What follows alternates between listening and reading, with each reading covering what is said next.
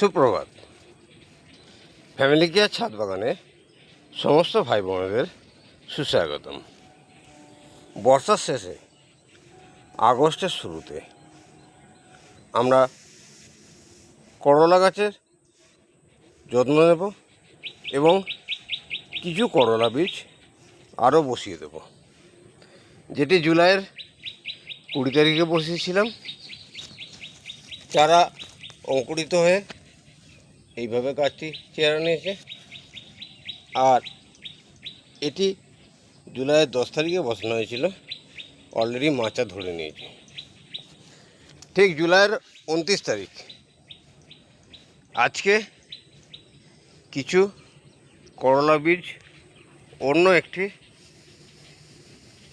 Grow ব্যাগে বসিয়ে দেব। এছাড়াও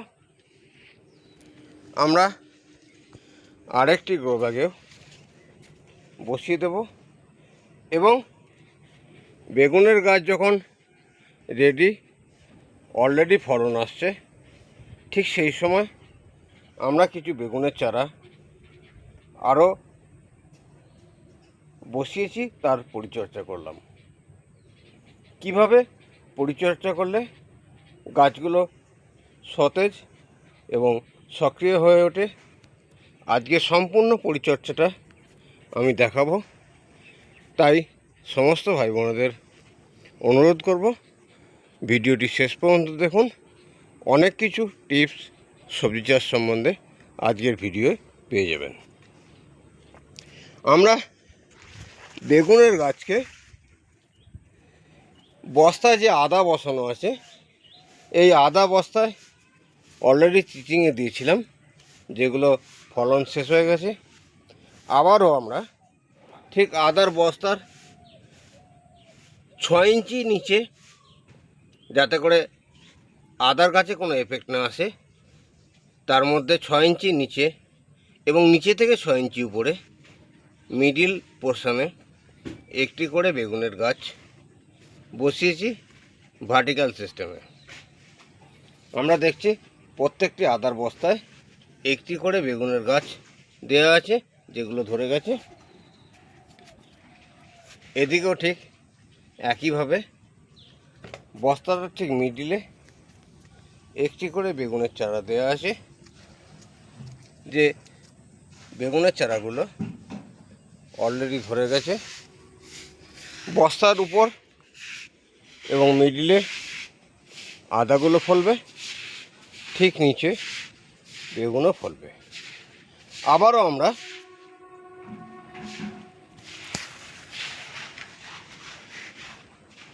বেগুনের যেমন উৎপাদন আসছে, একইভাবে বালতিতে বা প্রো ব্যাগেও আমরা বেগুনের গাছ বসিয়ে দিলাম।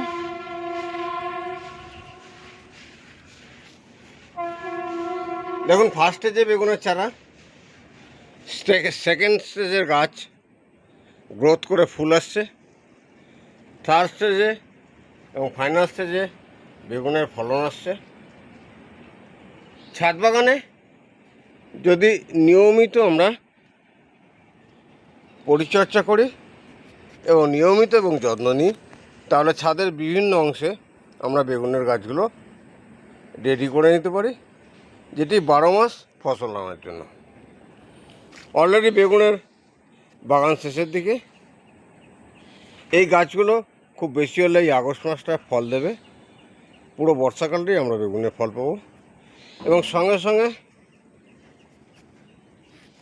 আগস্টে রেডি হয়েছে, যেটি অক্টোবর নভেম্বর দেবে, এটিও অক্টোবর নভেম্বর দেবে, আর এগুলো নভেম্বর ডিসেম্বর ফল দেবে। এখন আমরা দেখে নেব কিভাবে আমরা গাছের পরিচর্যাগুলো করে থাকি। আমরা কিছু ভার্মি কম্পোস্ট নিলাম। বালতিতে যে বেগুনের চারাগুলো দেওয়া হয়েছে, আমি বালতির বেগুনের চারার পরিচর্যা দেখাচ্ছি এই কারণে, অনেকে বারান্দায় বা ছাদের একটি কোণে বালতিতে বেগুন গাছ বসিয়েও বেগুনের উৎপাদন আনতে পারেন। তাই এক একটি বালতিতে প্রায় 500 গ্রাম করে ভার্মি কম্পোস্ট শুরুতেই, গাছের চারাগুলো যখন ধরে যাবে, প্রথমে তো ভার্মি কিচেন কম্পোস্ট দিয়ে বেগুনের চারাগুলো মাটি তৈরি করা হয়েছিল।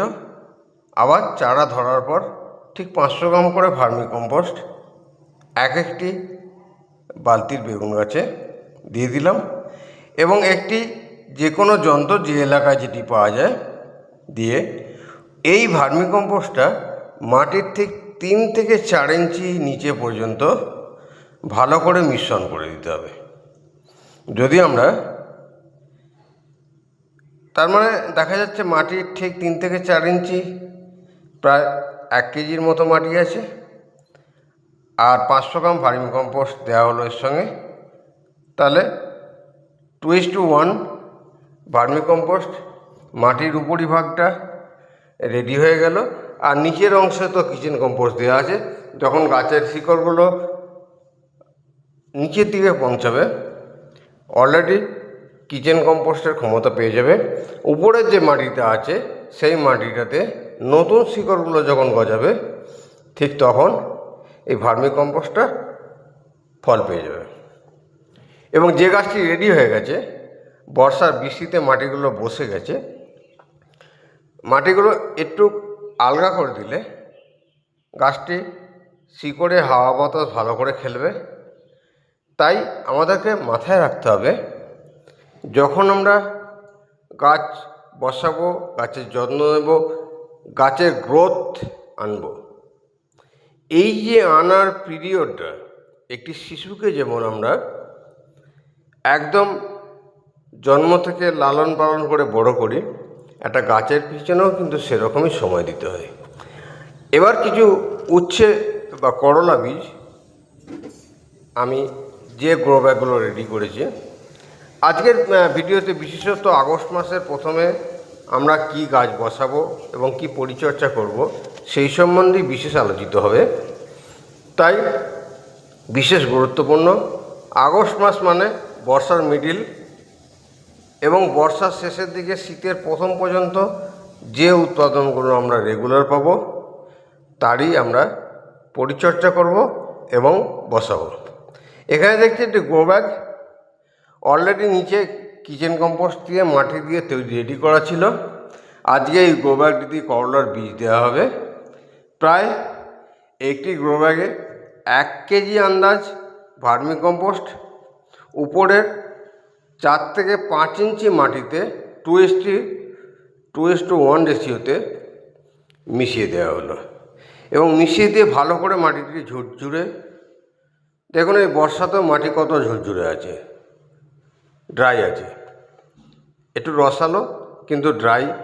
এই ঝরঝরে মাটিটি ভার্মি কম্পোস্ট দিয়ে রেডি করে নিয়ে এরপর আমরা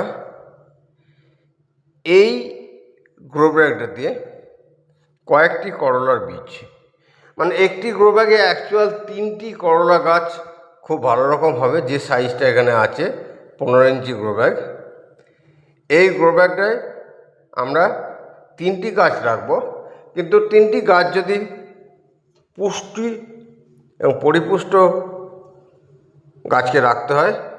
আবার একটু খেয়াল করুন, যখন আমরা মাটিটা রেডি করে নিলাম, উপরে আরও কিছু ভার্মি কম্পোস্ট দিয়ে গাছের যে প্রথম গ্রোথটা আসবে সেই গ্রোথটাকে কমপ্লিট করার জন্য উপরেও কিছু ভার্মি কম্পোস্ট দিয়ে মাটিটিকে রেডি করলাম। গাছ বসানোর আগে যদি গাছের যথেষ্ট খাবার আমরা মাটির সঙ্গে মিশিয়ে দিতে পারি এবং গাছটি যে 3 থেকে 4 মাস এই ব্যাগে থাকবে, 3 থেকে 4 মাসের খাবারটা গাছ বসানোর আগে, বীজ বপন করার আগে যদি দিয়ে দিতে পারি তাহলে সম্পূর্ণ হয়। আমরা কিছু করলার বীজ 3 থেকে 4টি গাছকে যদি এই ব্যাগটি রাখতে হয়, অন্তত 7 থেকে 8টি বীজ বপন করতে হবে, কারণ প্রত্যেকটা বীজ জার্মিনেশন হয় না। আর যদি জার্মিনেশন হয়েও যায়, প্রতিটি চারার গ্রোথ ঠিক থাকে না। এর মধ্যে হয়তো দেখা যাবে 8টি গাছই জার্মিনেশন হলো, আবার দেখা গেলো হয়তো 5টি হলো বা 3টি হলো। যটাই হোক, ভালো গ্রোথ হওয়া বিশিষ্ট 3টি গাছকে দেখে বাকি গাছগুলোকে আমরা উপড়ে অন্যত্র বসিয়ে দেব। এই গ্রো ব্যাগটিতে আমরা চতুর্দিকে বীজগুলো দিয়ে মিডিল অংশে কিছুটা গর্ত করে রাখলাম, যাতে করে কিছুটা জল এই মাঝের অংশে থাকে এবং যে গর্তটি করলাম তার নিচেও কিছু ভার্মি কম্পোস্ট মিশিয়ে এটিকে আরও উন্নত এবং আরও পরিপূর্ণভাবে ব্যাগটিকে রেডি করে নিলাম। করলা গাছ ঠিক এইভাবে আমি আরও একটি বস্তায় বসিয়েছি এবং এখন দেখিয়ে দেব যে গাছটি অলরেডি 10-12 দিনের হয়েছে, শারীরিক গ্রোথ করে গেছে, ওখানে কিছু ভার্মি কম্পোস্ট উপরে দিয়ে বর্ষার জলে মাটিগুলো যে বসে গিয়েছিল কিছুটা, সেগুলোকে কিছুটা আলগা করে দেব। কারণ আলগা করে দেওয়ার সময় কিন্তু এটাই, খুব তাড়াতাড়ি এই গাছগুলো যে বস্তাটি আছে প্রতিটি এরিয়ার শিকড় বাকড় ছড়িয়ে যাবে। অতএব পরবর্তীকালে আর এর পরিচর্যা বিশেষ করা যাবে না। একটি গাছ রেডি হয়েছিল, বর্ষায় বীজ তেমন জার্মিনেশন হয়নি, 2টি ব্যাগের একটি করে বীজ জার্মিনেশন হয়েছিল। একটি গাছ অলরেডি মাচা ধরে নিয়েছে, আরেকটি গাছ ডগ সারছে। আরও 3টি করে বীজ এই বস্তাগুলো ভার্মি কম্পোস্ট দিয়ে আরও 3টি করে বীজ আমি বসিয়ে দিলাম। তাহলে দেখা গেল এখানে 3টি যে 15 ইঞ্চি গ্রো ব্যাগ আছে, এই সবকটিতেই আমরা 3টি করে গাছ রাখবো। একটি গাছ অলরেডি মাচা ধরে নিয়েছে দেখা যাচ্ছে, আরেকটি গাছ গ্রোথ হচ্ছে, আরও একটি গ্রো ব্যাগে আমরা দিলাম। অপর প্রান্তে আরও একটি বস্তায় করলা দিলাম। তাহলে যে করলা গাছগুলো আমরা বসালাম, এই করলা গাছগুলো থেকে আমরা শীতের আগে পর্যন্ত প্রচুর পরিমাণে করলার ফলন পাবো এবং 12 মাস 365 দিন যদি করলার উৎপাদন পেতে হয়, কোন কোন মাসে করলা গাছ বসাতে হয় সম্পূর্ণ এই চ্যানেলে ভিডিও দেওয়া থাকে। অবশ্যই ফলো আপ করুন। 365 দিনের করলা চাষ সম্বন্ধে যথেষ্ট অভিজ্ঞতা আপনি পেয়ে যাবেন। একদিকে দেখা গেল গাছ রেডি হচ্ছে, অন্যদিকে মিডিল স্টেজের গাছ আছে, অন্যদিকে বীজ বসানো হলো। বালতিতে বেগুন গাছের পরিচর্যা করে দিলাম। 2 দিন আগে বসেছিলাম, গাছগুলো ধরে গেছে। এখন ভার্মি কম্পোস্ট দিয়ে ভালো করে গোড়াগুলো নরম করে দিলাম। বর্ষার ঝিরঝিরে বৃষ্টি বা যত জোরেই বৃষ্টি হোক, এই গাছের গ্রোথ 15 দিনের মধ্যে একটি ভালো জায়গায় দাঁড়াবে। ঠিক যেমন 1 মাসের মধ্যে এই বেগুন গাছটা অলরেডি ফল এসে গেছে, প্রচুর পরিমাণে ফুল এবং ফল এসছে। এবং আমরা সঙ্গে সঙ্গে করলা গাছগুলো ভরা বর্ষায় জুলাইয়ে বসিয়েছিলাম, গাছগুলো মাচা ধরে নিয়েছে এবং এই বস্তায় আরও কিছু করলার বীজ দিয়ে এই বস্তাটা একদম সম্পূর্ণ নতুনভাবে বীজটা বসিয়ে দেখিয়ে দিলাম। এই বস্তায় একটি কাঠবানোটের বীজ আছে, এটি বীজ তৈরি হচ্ছে। আগস্টের আধি এই গাছটা কেটে এই বীজগুলো বসিয়ে দেওয়া হবে। যাক, আজকে ভিডিও আর বিশেষ দীর্ঘায়িত করব না। সমস্ত ভাই বোনদের আমি একটি রিকোয়েস্ট করব, এই পরিচর্যা সারা বছর প্রতিটি সময় প্রতিটা মুহূর্তে ফ্যামিলি গাছ ছাদ বাগানে পাওয়া যাবে। কিভাবে গাছ বসাতে হয়, কিভাবে গাছের পরিচর্যা করতে হয়, কিভাবে গাছকে গ্রোথ করাতে হয়, সমস্ত কিছু তথ্য ফ্যামিলি গাছ ছাদ বাগানের এই ভিডিওতে পাওয়া যাবে।